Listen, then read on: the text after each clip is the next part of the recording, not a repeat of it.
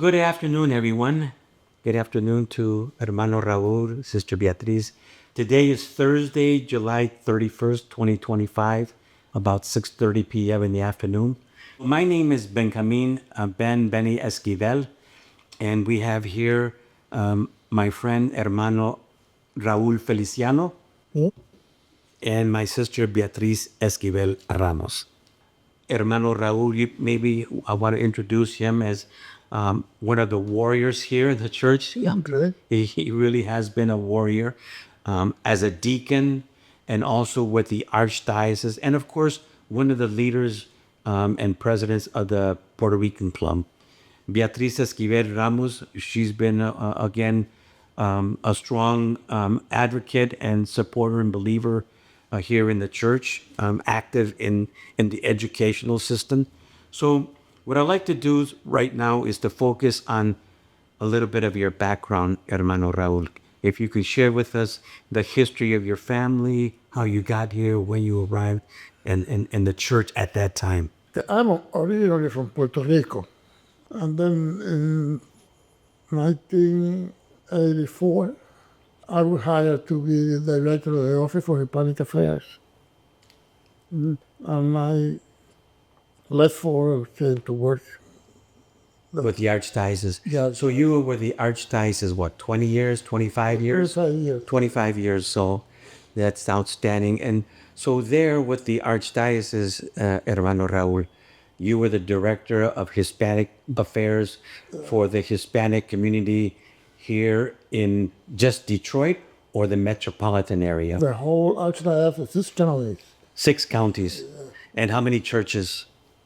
Oh, the probably about 1,000 churches. Yeah, but just specifically for Hispanic affairs, Oh, no, for the Hispanic, there was maybe 20? maybe 10 churches that had masses 10 churches. at that time. Yeah. Yeah. It was my first encounter was with St. Stephen. Okay. On Central Avenue. Yeah. As soon as I came to the office, I got a letter signed by 40 people. They said, we want a mass in Spanish here. But Father Cito don't want to do it.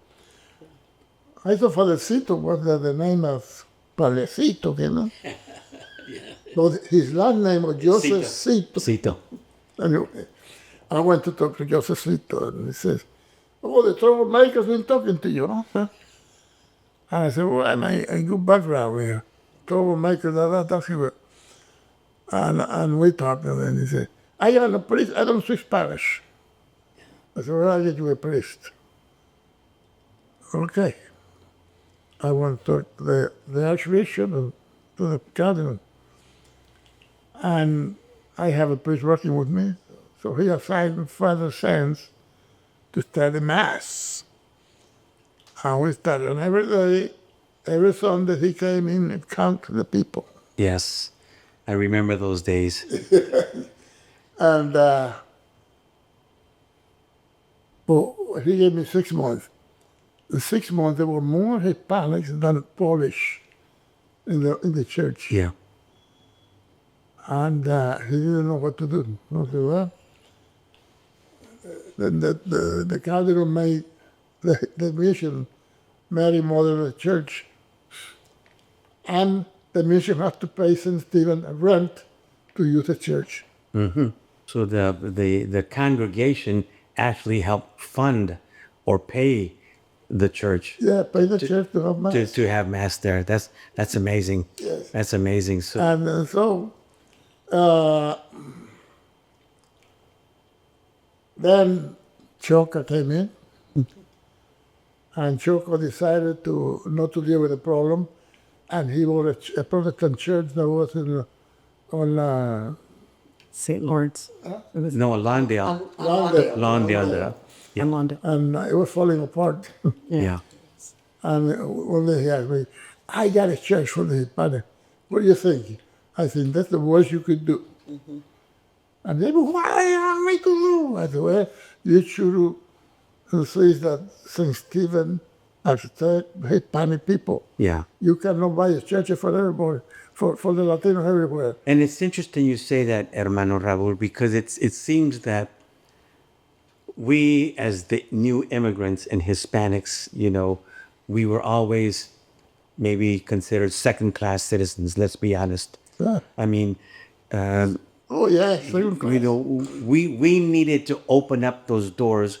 We needed to knock down those doors, and so with leadership like yourself and other families, if you want to speak to that, B. The reason that finally in that part of Southwest Detroit, the church opened up to a community was because the people were the ones that initiated everything. It wasn't the priest, it wasn't the archbishop, it wasn't the administration, it was the people. And that's what, as we have talked in the past, that's what Jesus is calling. So it was because of the people. However, because of the people, they did open up the church on Lawndale, which was Maria Madre de la Iglesia. Yeah. And they got a priest from outside to come and to do the mass. And that was Father Juan Gonzalez, Juan Gonzalez. who was a marist. He was not even a diocesan priest. So it is Father Gonzalez, Father Juan Gonzalez, and the Marist sisters, because he was a marist. And there were some Marist sisters who also spoke Spanish. They were not Latinas. They were Irish. These girls were Irish, and they were wonderful women who the people fell in love with. Remember, Raul? And it was through the work of these women with Father Gonzalez and the Marist fathers that the community just boomed. And it just became a huge community, which I had the pleasure of serving also. I was blessed, and because Father Gonzalez asked me to come and work. But I don't want to take I can talk about that. I'd like to go before 1984. There was various other Hispanic, Spanish-speaking masses, St. Anne's, St. Gabriel's, Holy Trinity. But maybe you can mention or Well, give us some history in that respect. Okay, well- During the 50s, 60s, 70s. Right. It's really important that we share that. Well, and during actually the first priest that I remember before the mission church, Guadalupe, which then eventually just was destroyed, and that was like in the 1920s. The first priest who really hugged the community, Embraced hugged our this. community, was Monsignor Kern. Yes. Monsignor Clement Kern, who was, for us, a saint. Yeah. And sorry, get a little emotional. He was a great man. He opened up his doors to the community. He opened up the church. He opened up the clinic. He opened up the school to the Latinos. And at that time, it was really mostly Puerto Ricans and Mexicans. There were Cubans, but we didn't know we didn't know of them, or if they were in the community, we didn't know that. Maybe I just didn't know it because I was a kid. But it is Monsignor Kern who opens up the doors to Latinos in Detroit. And he is the beginning of our growth in Southwest Detroit. Let me go. Yeah. And go ahead, Raul. And so from there, the community begins to grow. St. Anne's evolves, because St. Anne's also, then that was run by the Basilian Fathers. That was not a diocesan-run parish. Monsignor Kern was, or Father Kern, as everybody still calls him. There's a great statue of him in Corktown, and well-deserved.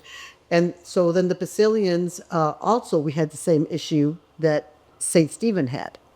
They did not, the people did have a mass, but it was in the chapel, which was an old rundown part of the building. The people were not allowed, because they said there were not enough people, even though there were children already. They had attending the school. There were Latinos, mostly Mexicans, but Puerto Ricans also, Latinos that were attending St. Anne's School. St. Anne's School closed, but the community continued going to the church. And it is not until after the Cursillo movement, because we started to go to St. Anne's in 1966, but it was men like Juan Milete Juan Marietta, your father? My dad, yeah. Rosa Jimenez? Rosa Jimenez. I was part of it. We used to go every Thursday to pray Yeah. at the chapel because we needed a spiritual director. Yeah. And we on this day, they were praying over there, and then this guy came in and said, "What are you doing here?" And then we told him.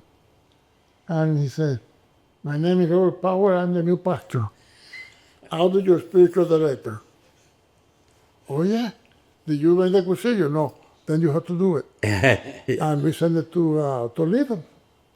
And he made the What year Cursillo. was that, Hermano Raul? That was in 1970. 1970. We went, Yeah. I think I was 16 when I went to Corsenas. And so before Bob Powers came, Father Mooney was there.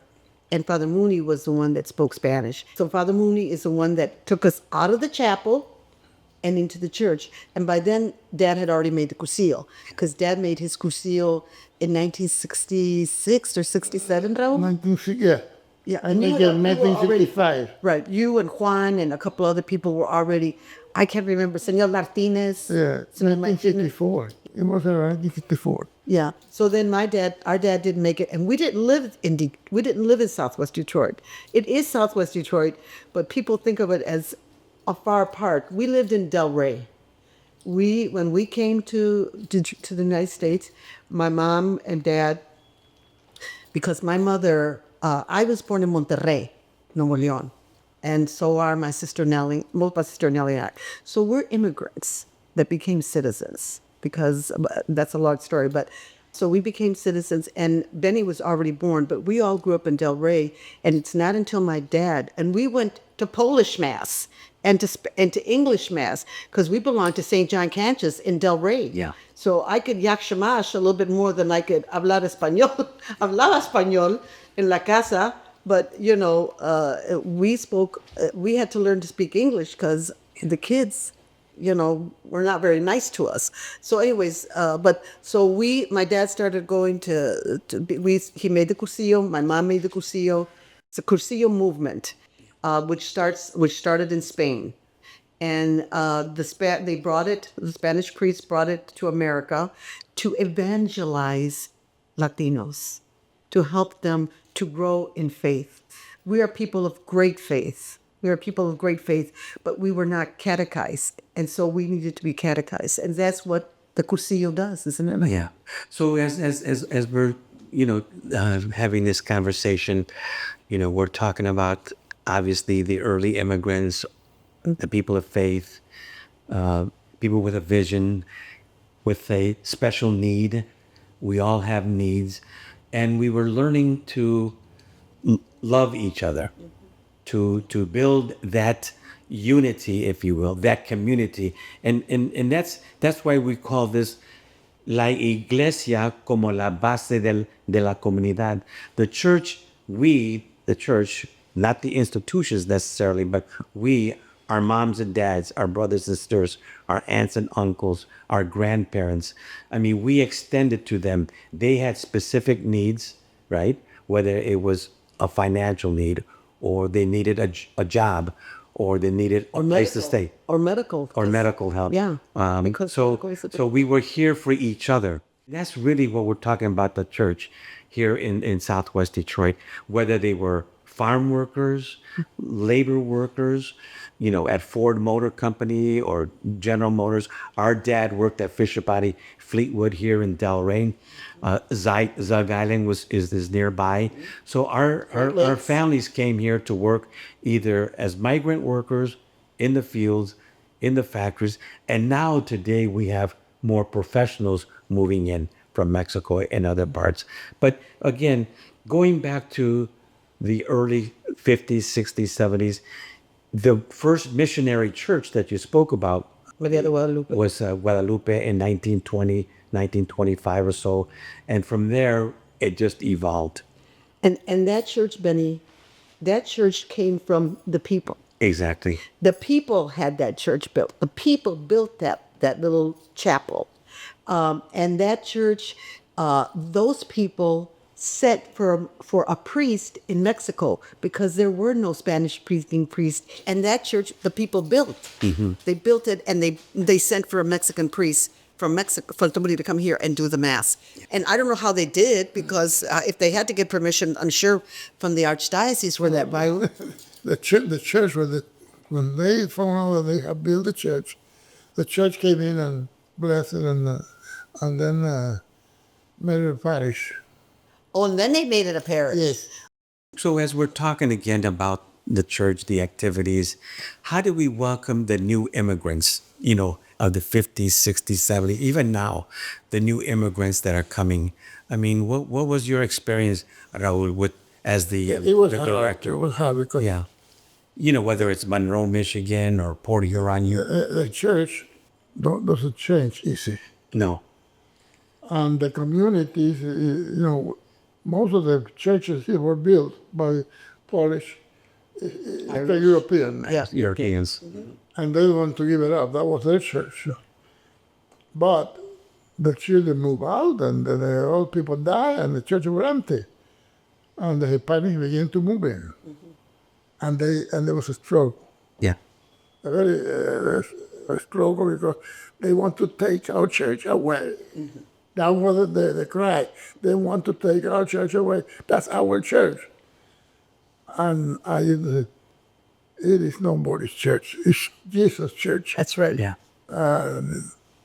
But they can do nothing about it because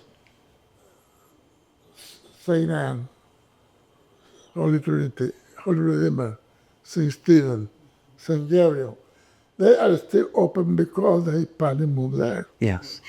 And I think I would just want to say another thing. Again, talking about the men and women that were involved in the Cursillo movement. Yes, Bob Power came as the spiritual director, but the ones who built St. Anne's were the people. The people were the ones that rolled up their sleeves and had the building redone. That building has been painted before because the Cursillistas were the ones that raised the money with the festivals that we remember the festivals, Raul? Our community raised the money to paint that church and have it all redone inside because St. Anne's has been falling for a long time. This is another generation that's coming in and finally rolling up their sleeves. But the first ones that roll up their sleeves were the Latinos. Even though there were already Mexican Americans or Mexicans that lived in Southwest Detroit, they couldn't afford to fix that church. It's not until a larger group of men and women, the Cursillistas, were the ones that came in and started, and they began cleaning it and taking all the things out of the building. And those same people were coming from other churches, from St. Gabriel's, from River Rouge, from Ecorse, from Royal Oak, from all other places, because the only place they knew was St. Anne's. St. Anne's was the one that had the biggest, that and Holy Trinity, because even Holy Redeemer, the people who, when people went for Mass at Holy Redeemer, they were in the basement. They weren't allowed in the church upstairs because there weren't enough of them, according to remember, Raul? So, and who now has rebuilt Holy Redeemer? Yeah. The Latinos. St. Gabriel's, the Latinos. So down Southwest Detroit, the parishes that are here or are not here has to do with if there is not a Latino community involved in all of that. So the Latino community is the one that has built, and now they're, like Raul said, reaching their way out. They're up in Novi, they're in Auburn Hills, and they're not just professionals, Benny, they're also people who are laborers.